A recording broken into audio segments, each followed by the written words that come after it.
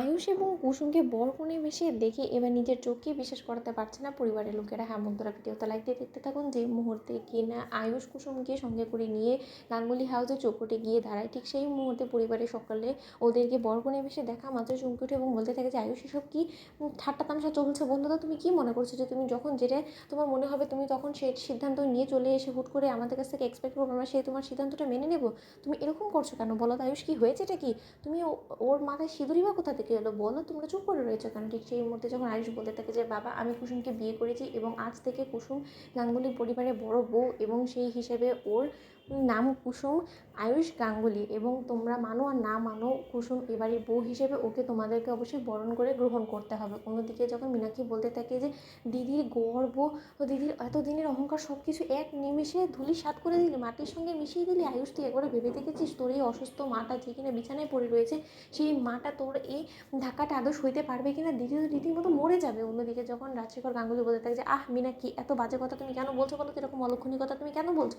অন্যদিকে যখন কুসুম বলতে থাকে যে দোহাই আপনার ছোটো ম্যাডাম, এসব উল্টোপাল্টা কথা বলবেন না, আপনি দেবী মায়ের কোনো কিছু হয়ে যাবে সেরকম কোনো কথা মুখে আনবেন না। অন্যদিকে যখন মীনাক্ষী বলতে থাকে যে নেকার সাচ্ছ, যেমন কোনো কিছু বুঝেই উঠতে পারছো না তুমি।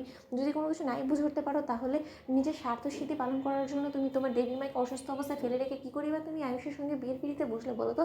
নির্লজ্জ বেহায়া কোথাকার মেয়ে, আজকে তুমি ঈশানের সঙ্গে এরকম একটা ফষ্টি সম্পর্ক রেখেছো বিধায় তো আজকে দিদির এই অবস্থা। অথচ তুমি সেই সম্পর্কটাও দরকার না করে তুমি রীতিমতো আয়ুষের হাত ধরলে, তুমি ফুলে ফুলে মধু খাওয়ানোর পর্যায়ে চলে গিয়েছো, তাই না? তুমি এরকম কুৎসিত প্রজাতির দুশ্চরিত্র মেয়ে কেন রে ভাই? এবং আয়ুষ, তুই কি জগতের মেয়ে খুঁজে পেলি না? তুই সর্বশেষে কিনা এরকম একটা দুশ্চরিত্র মেয়েকে বিয়ে করলি, তোর জীবনসঙ্গী করে তুললি। অন্যদিকে যখন আয়ুষ বলতে থাকে যে হ্যাঁ, আমার মনে হয়েছে যে কুসুম আমার যোগ্য, এবং আমার মনে হয়েছে যে না, আমি যদি এই সময়ে কুসুমকে না বিয়ে করি তাহলে হয়তো বা ঈশান আমার কাছ থেকে কুসুমকে কেড়ে নিতে পারে, তার জন্যই আমি কুসুমকে বিয়ে করে সেফ প্লে করেছি।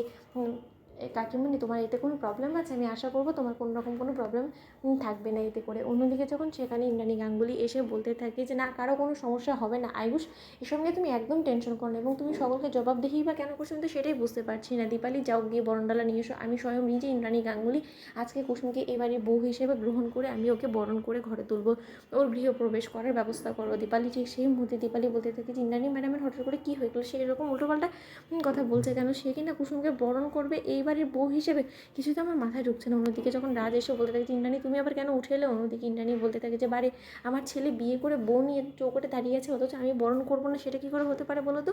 আমি যতই অসুস্থ হই না কেন, মা হিসেবে আমার যা দায়িত্ব কর্তব্য সে সকল কিছু তো আমাকে অবশ্যই পালন করতে হবে। আর কাল বাদে পরশু আমার সকল দায়িত্ব কর্তব্য তো কুসুমকেই পালন করতে হবে, তাই না? কারণ আফটার অল এবারই বউ। তো বন্ধুরা, লাইক এবং শেয়ার করে সাবস্ক্রাইব করো।